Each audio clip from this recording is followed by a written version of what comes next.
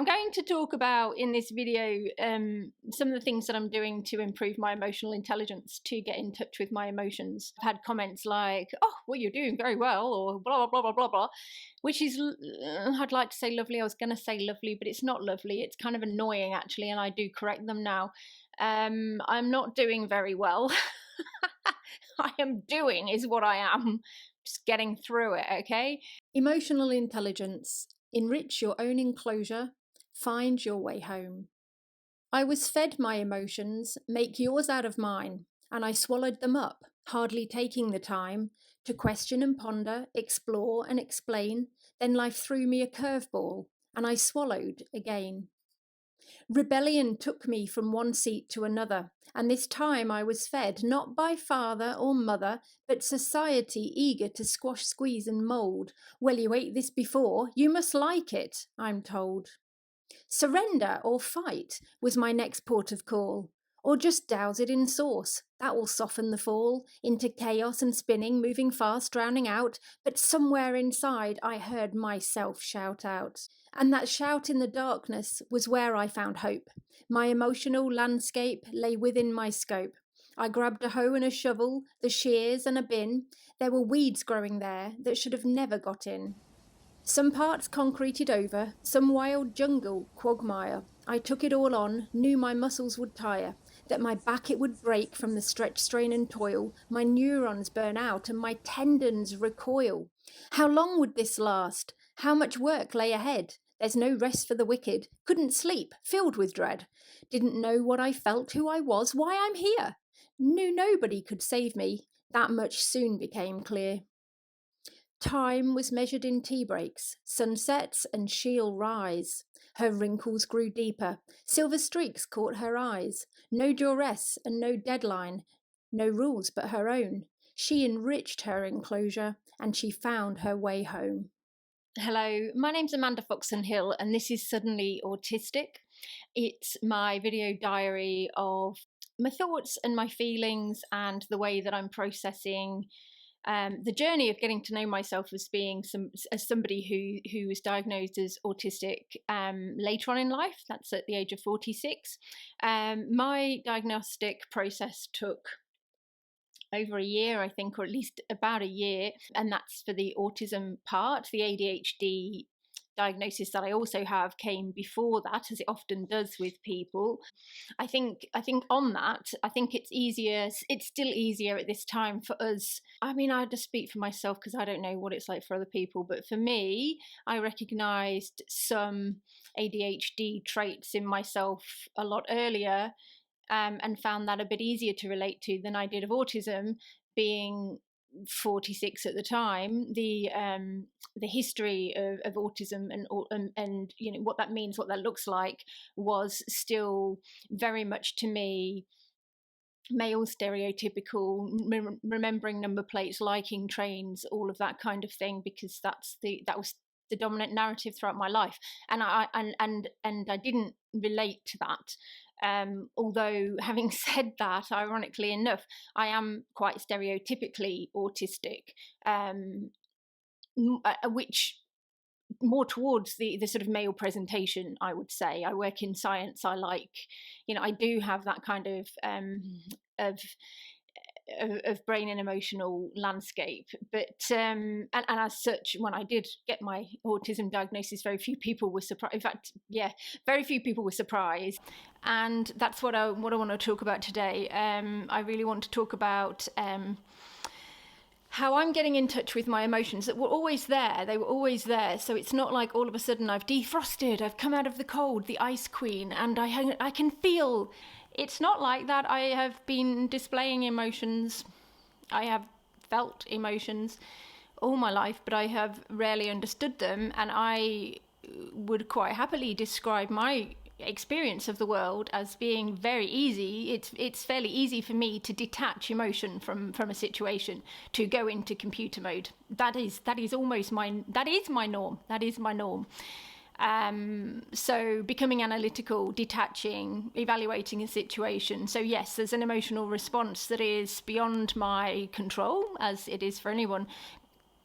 And then there is this situation where, for a long period of time, I'm not denying my emotionality. I'm not feeling it. I'm just not into it. I am monotropic into the intellectualizing.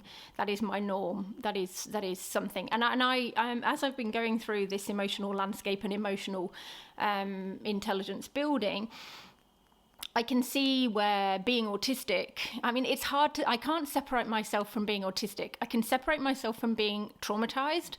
I can not, I can separate myself from my mum or my dad's, you know, what I might have inherited or adopted traits or beliefs or thoughts. I can't separate myself from being autistic, although what I can do is appreciate what I know about autism now and how those autistic ways of being wired in the brain and the sensibilities and the processes of being autistic. I've got a hair that's really freaking annoying me. How they have strengthened what I believe would probably be a natural part of me. So I'm now going to explain, I'm going to talk a little bit about this week and this last couple of weeks, actually. I started working on emotional intelligence this week. I have a visual arts diary that I have been putting together since I got my diagnosis confirmed as being autistic.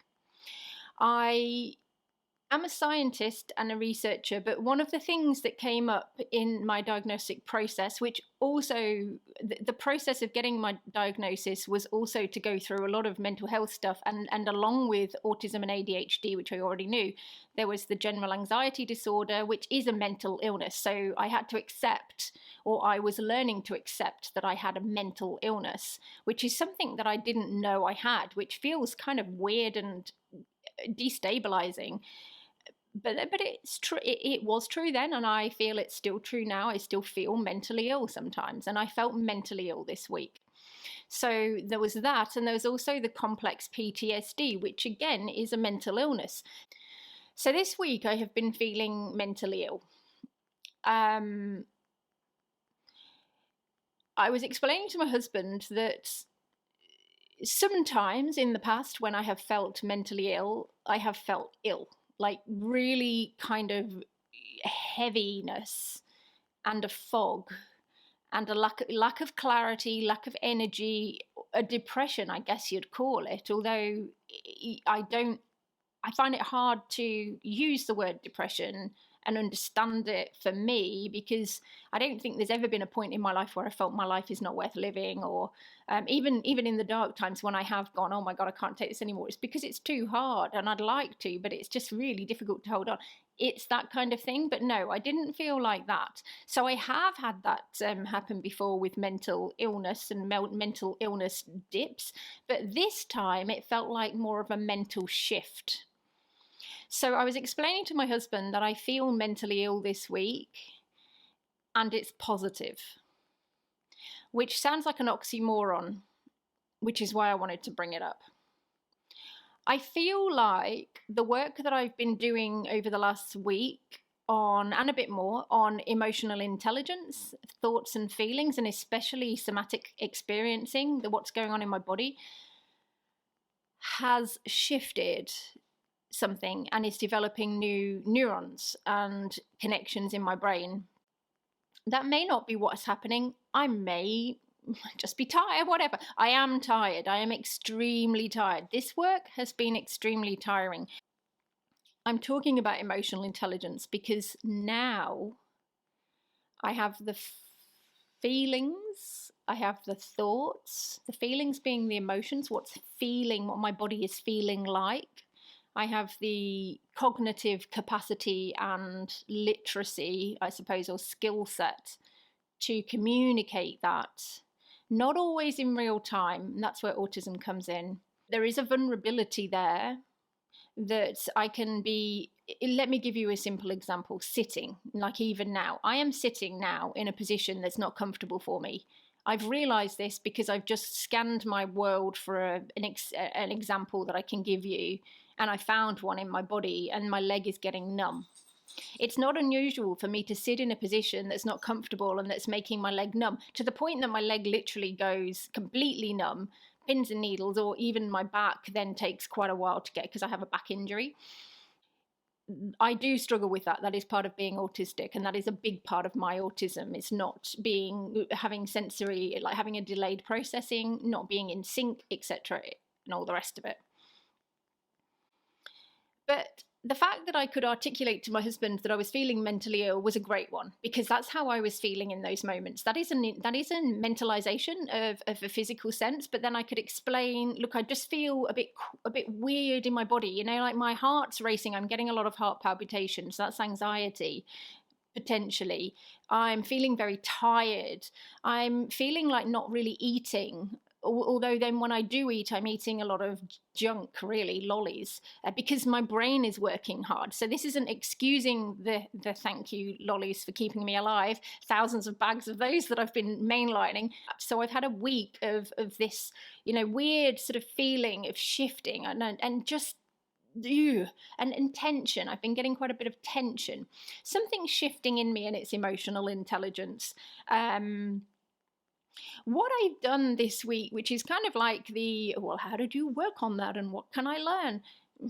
I don't know. I mean, this isn't going to work for everybody. This is what's working for me. And when I say this, I'm not even going to I don't even know what I'm going to share with you as such. But what I've tried to do is focus on the emotion wheel. If you can download these off the internet, and they are there's something like 7 basic emotions that we have, and I started there. So we have happy, we feel happy, we feel surprised, we feel bad, we feel disgusted, sad. See, the fact that I don't know them off by heart just tells you how little emotion I have had in the past, not now. Fearful. What's next? Angry. So there's 7 core emotions. The wheel of emotion has 3 segments to it. So it has the core, which is your 7, and then it has an outer layer around it, which has quite a few more, and then a bigger one around the outside of that, which has even more. So there's these layers, and in these there's more and more words. So you can almost like, so for example, if I give you an idea, you might say, oh, I feel really happy today. I might say, I feel really happy today. That's fine. Being happy is a core emotion. It's a core feeling, and that feeling being an emotion. You know, you feel your body's almost pinging, your eyes are light, that kind of thing. So if you can only say to people you're happy, and they say, well, what are you happy about? Or why are you happy? Or how can you explain that to me? They're like, bah, I'm just happy.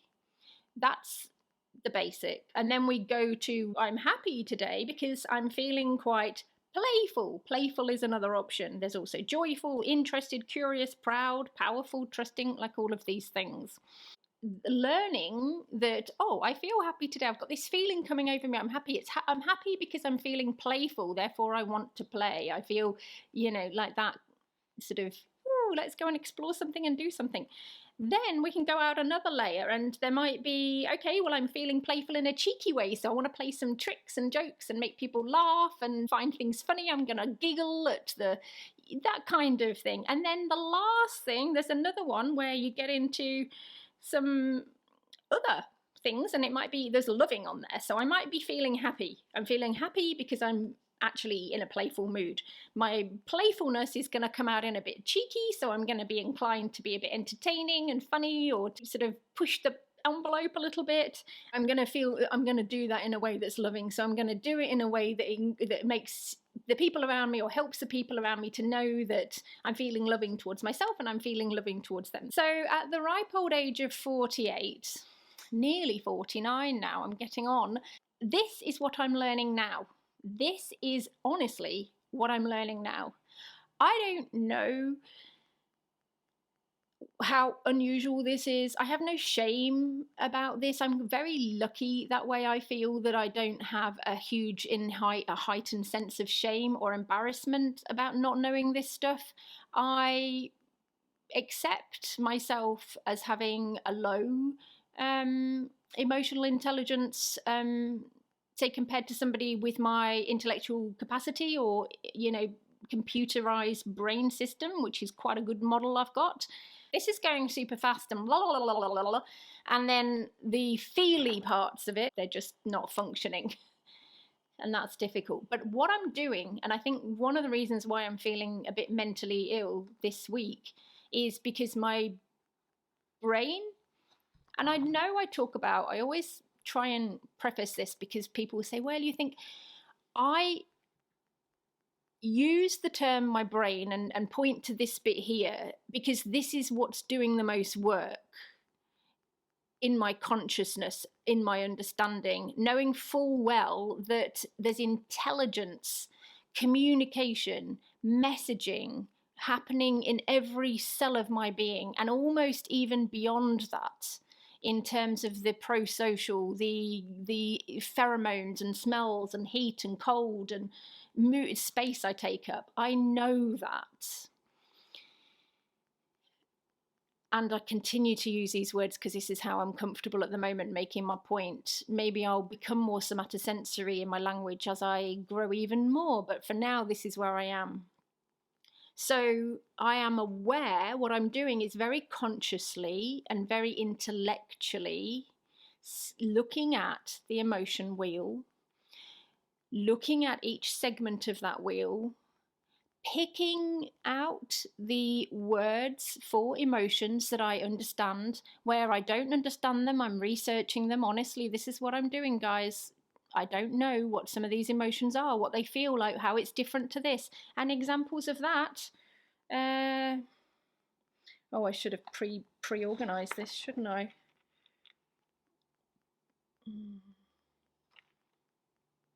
Say, for example, hurt and despair in the sadness. What is the difference between hurt and despair? Do you feel hurt or do you feel despaired? I don't know. Remorseful versus ashamed. What is the difference? Blah, blah, blah, blah, blah, blah. Isolated versus being alone. I'm learning them. So I'm learning that intellectually. I am then diving into those words through my history to think, can I think of a scenario where I've had that? How does that feel for me? How did that feel for me? Is that something that is it ringing a bell in my mind, in my subconscious? Is this something that I relate to? Sometimes on that journey, what I've done when I've done these little things, and I've basically made myself these for each of the core emotions. So starting with the core and then working my way out. I have tried to map the relational, I should say. So some of these terms for emotions rely on a sort of communion with others. So, for example, like trusting.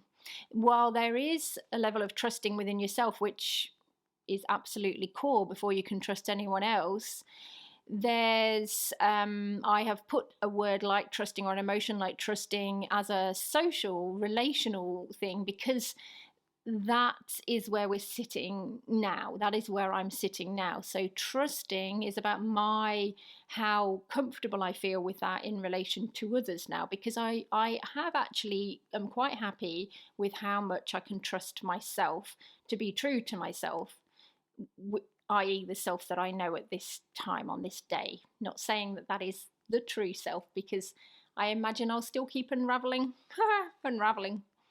whatever, and peeling the layers throughout my life. But anyway, what I've been doing over the last week is taking the core emotions, looking at each layer, pointing out which ones are more relational, social, which one, and all of the ones that relate to me, which ones are like that, which ones I think are core me, just this is Amanda, this is me as far as I can be sure it's me. Then recognizing the ones that are probably heightened or informed by my neurodiversity, which also includes ADHD and the autism. I am being mindful of what could be enhanced, skewed, or otherwise by the generalized anxiety disorder and the trauma, because those might be ruling my emotional landscape or affecting my emotional landscape or my life situation to a greater degree than is healthy for me because I'm mentally ill. And that needs work to cool that down. So I'm doing all of that. I'm also picking out things that maybe I understand very clearly, but I have no attachment to, either now or ever. So, for example, in the bad category, there's an emotion of being bored. I don't recognize the emotion of being bored as something that I have in my emotional landscape today. When I was a little kid and I was under the control of, a family, and I didn't have so much choice over what I did or the resources that I had and the access that I had, I do remember feeling bored. So for me, the emotion of boredom is something that I have inhabited before emotionally. I understand it, how it felt for me as a child, and I don't attach to it. It's not something that I would relate to now as an adult. And then there's other examples, like under the disgusted, for example, there's things like judgmental and embarrassed. I learned about judgment and judgment of others and embarrassment of, from oneself as a young kid. So I knew these emotions very well as a child, and I probably did feel them. I don't remember. Oh no, I do. Yeah, I think I do. So embarrassment and judgment, something that I picked up early on. My relationship to both of those now is very, very different to the relationship that it was. So those emotions I've highlighted as being social emotions, and that I most likely adopted a relationship with them from early socialization, from my family, from my society, community, that doesn't actually resonate with me now. So I don't tend to feel judgment and embarrassed in the same way. I do still feel judgment.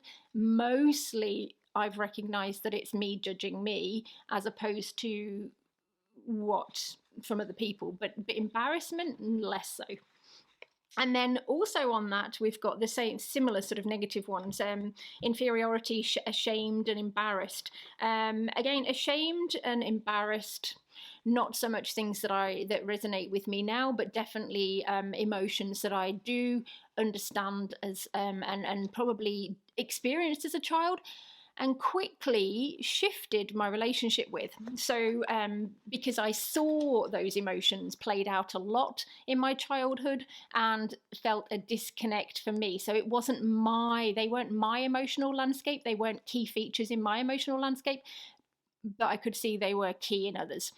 I guess where I want to wrap that up, because I know that's a lot of rambling and whatnot, but this is the way I'm learning my emotions. This is how I'm doing it. And it is making me feel ill this week, mentally and actually physically. I'm feeling drained. It's hard work. I'm enjoying it. It's positive. I can almost feel the connections growing.